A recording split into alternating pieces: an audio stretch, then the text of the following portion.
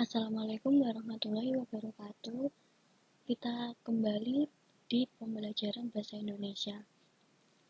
Nah, pembelajaran hari ini kita akan mempelajari teks deskripsi. Dan hari ini saya akan menjawab pertanyaan-pertanyaan kalian yang kemarin sudah kalian tanyakan. Nah, sebelumnya harus saya jelaskan terlebih dahulu, mengapa kok saya memberikan tugas membuat pertanyaan. Nah, karena kalian harus mempelajari buku paket dan materi yang saya berikan. Dari apa yang kalian pelajari itu tentang kesulitan-kesulitan. Misalnya, kalian tidak mengetahui maknanya fonem itu apa. Nah, silahkan ditanyakan. Cukup tanyakan satu atau beberapa pertanyaan saja yang kalian belum paham ya. Dan kalau pertanyaan kalian itu jawabannya sudah ada di buku tulis, ya silahkan jawabannya itu langsung ditulis saja. Nah, selanjutnya kita mulai saja di pertanyaan yang pertama, yang jawabannya belum ada di buku paket maupun materi yang saya berikan. Nah, kemarin ada yang bertanya, apa artinya fonem itu? Nah, sebelumnya kalian buka terlebih dahulu buku paketnya halaman 23. Saya akan menjelaskan tentang fonem itu apa. Jadi, fonem itu adalah bunyi bahasa. Misalnya, pesona. Nah, pesona itu terdiri dari 6 fonem. Fonem yang pertama, P, fonem yang kedua, E, fonem yang ketiga, S, fonem yang keempat, O, fonem yang kelima, N, dan fonem yang keenam adalah A. Jadi, membentuk kata pesona. Begitu. Jadi, fonem itu adalah bunyi-bunyi bahasa yang membentuk suatu kata tersebut, itu yang dinamakan fonem. Selanjutnya pertanyaannya, bagaimana cara penggunaan kata dengan kata dasar KPTS? Nah, kata dasar yang diawali dengan KPTS itu jika diikuti dengan imbuhan menasal, dia akan huruf. Misalnya, dari kata dasar pesona, kemudian diberi imbuhan menasal, jadi P-nya itu akan luluh atau hilang. Jadi tulisannya bukan mempesona, tapi memesona. Jadi begitu ya, tentang fonem KPTS.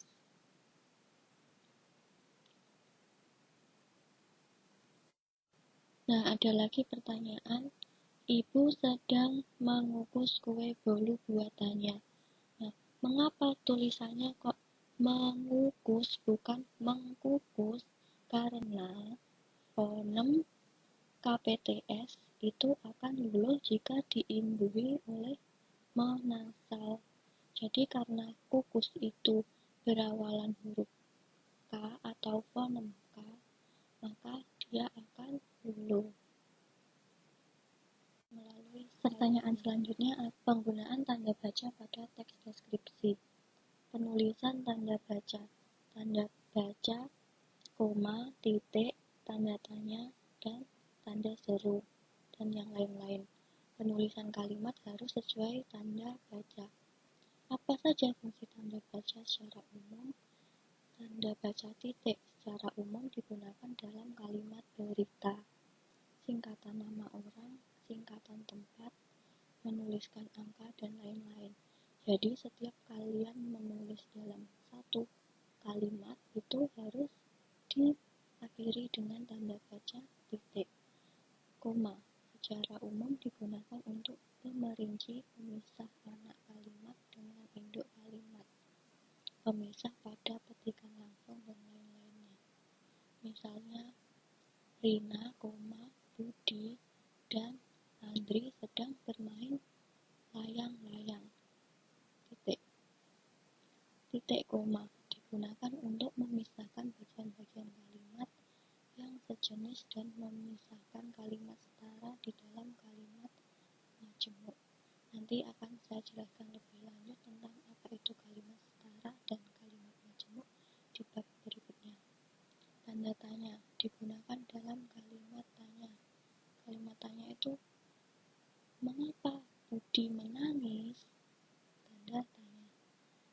kalimat yang berisi pertanyaan. Tanda seru digunakan dalam ungkapan yang bernada perintah. Misalnya, ambilkan sapu itu, tanda seru.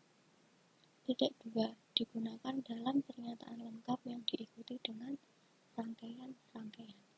Nah, ini adalah penjelasan dari penggunaan tanda baca pada teks deskripsi. Selanjutnya, mendeskripsikan diri sendiri.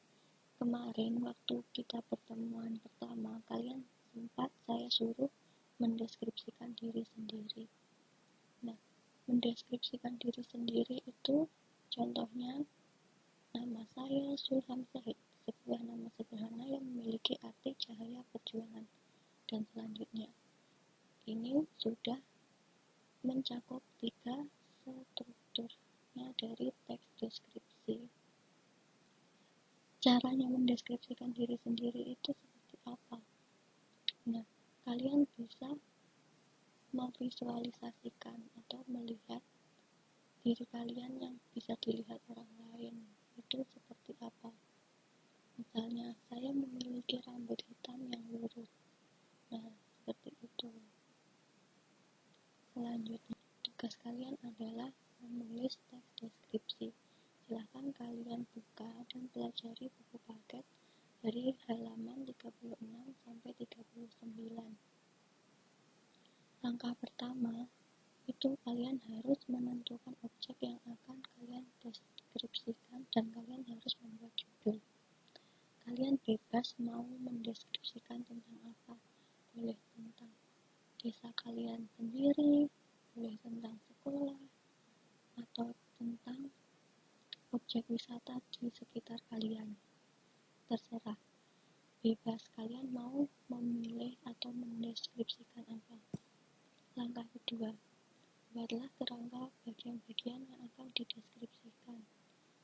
Jadi, kalian membuat atau memetakan terlebih dahulu apa yang akan kalian deskripsikan.